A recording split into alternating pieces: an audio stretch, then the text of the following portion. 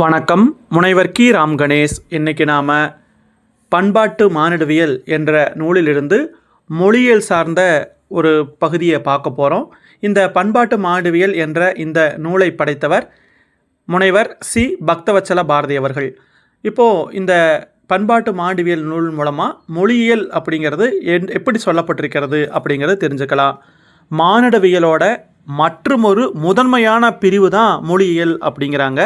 மொழியியல் இன்றைக்கி பார்த்திங்கன்னா ஒரு தனித்துறையாக இருந்தாலுமே கூட பண்பாட்டு மானிடவியலினுடைய ஒரு உட்பிரிவாகத்தான் ஆரம்பத்தில் இருந்திருக்குது.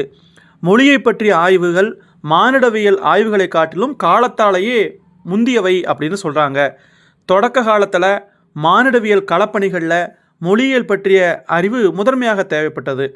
அதனால் என்ன பண்ண ஆரம்பித்தாங்கன்னா, மொழிகளை அறிந்து கொள்ள வேண்டியதனுடைய அவசியம் மானிடவியலினுடைய ஒரு ஒன்றிணைந்த கூறு அப்படின்னு கருதப்பட்டது. ஏன் அப்படின்னா, இப்போது பழைய மனிதர்கள், பழங்கால மனிதர்கள், அப்போ மலைவாழ் மக்கள், இந்த மாதிரி பல இனங்களில் இருக்கக்கூடியவங்க ஒரு குறிப்பிட்ட சில மொழிகளை பேசுவாங்க. அந்த மொழிகள் என்ன அப்படின்னு தெரிஞ்சுக்கிட்டா தான் நாம் அவங்கக்கிட்ட கலந்துரையாடி அவங்கக்கிட்ட தகவல்களை கேட்டு பெற முடியும்.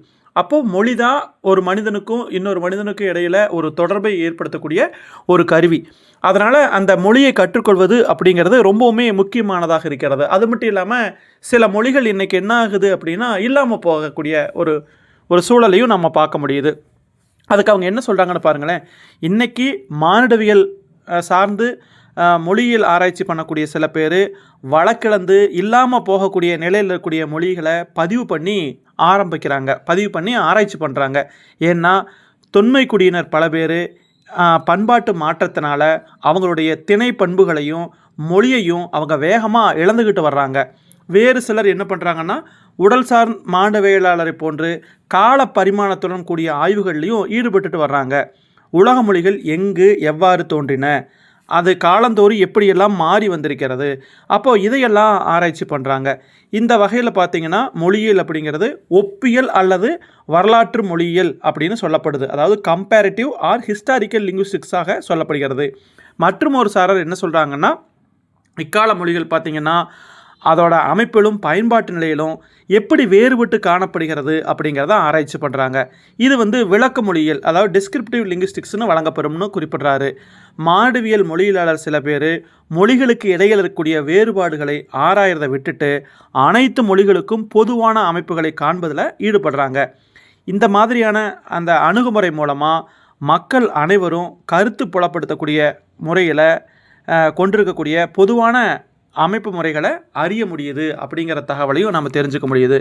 இதன் மூலமாக மனித மனத்தினுடைய அடிப்படை சிந்தனை முறையை விவரிக்க முடியுது.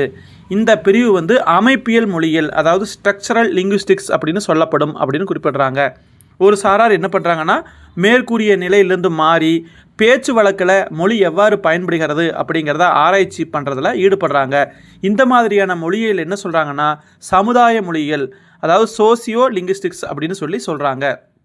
அப்போது மானிடவியல் சார் மொழியியலாளர் பெரும்பாலும் மொழியினுடைய வரலாறு பற்றி தெரிந்து கொள்வதில் தான் விருப்பத்தோடு இருக்காங்க. அதை புரிஞ்சு கொள்வது மூலமாக பண்பாட்டோட அமைப்பை நம்மளால் புரிந்து கொள்ள முடியும் அப்படின்னு நம்புகிறாங்க. ஏன் அப்படின்னு பார்த்தா, கருத்து புலப்படுத்தக்கூடிய அந்த முறையை மொழி மட்டுமே வடிவமைக்கிறது. வெளி உலக புரிஞ்சுக்கிறதுல அதை வெளிப்படுத்துறதுலையும் மொழியினுடைய ஆட்சி தான் மேலோங்கி நிற்கிறது. அப்போது மொழியினுடைய செல்வாக்கை பொறுத்து அந்த மக்களுடைய அந்த அறிந்து கொள்ளக்கூடிய திறனும் அமையுது. அப்போது மொழிக்கும் பண்பாட்டிற்கும் உள்ள தொடர்புகள் பற்றி தான் இதெல்லாம் பார்க்க முடியுது. இது எல்லாம் அவங்க சொல்கிறாங்க. அப்போது அந்த மொழியியல் அப்படிங்கிறது எந்த அளவுக்கு முக்கியமானது, அந்த மொழியியல் அப்படிங்கிறது என்னென்ன வகையிலெல்லாம் ஆராயப்படுகிறதுன்னு குறிப்பிட்டிருக்காங்க. ஒப்பியல் அல்லது வரலாற்று மொழியியல், விளக்க மொழியியல், அதுக்கப்புறம் பார்த்திங்கன்னா அமைப்பியல் மொழியியல், சமுதாய மொழியியல், இப்படியாக அந்த மொழியியல் பல்வேறு வகையாக ஆராயப்பட்டு வருகிறது அப்படிங்கிற கருத்தை இந்த கட்டுரை நமக்கு புரிய வச்சிருக்கு. நாம் சுருக்கமாக தான் இதை பற்றி சொல்லியிருக்கிறோம். நீங்கள் அந்த பண்பாட்டு மானிடவியல் புத்தகத்தை வாங்கி வாசித்து பார்த்திங்கன்னா இன்னும் நிறைய செய்திகளை தெரிஞ்சுக்கலாம். இன்றைய காலகட்டத்தில் நம்முடைய முன்னோர்கள் பற்றிய வரலாற்றையும் அவங்கெல்லாம் எப்படி வாழ்ந்திருக்காங்க அப்படின்னு எல்லாம் தெரிஞ்சுக்கிறதுல இந்த பண்பாட்டு மானிடவியல் நூல் ரொம்பவுமே முக்கியமானது அப்படிங்கிறத நம்ம எல்லாருமே புரிஞ்சுக்கணும். மிக்க நன்றி. மீண்டும் நாம் இன்னொரு பதிவில் சந்திக்கலாம். நன்றி.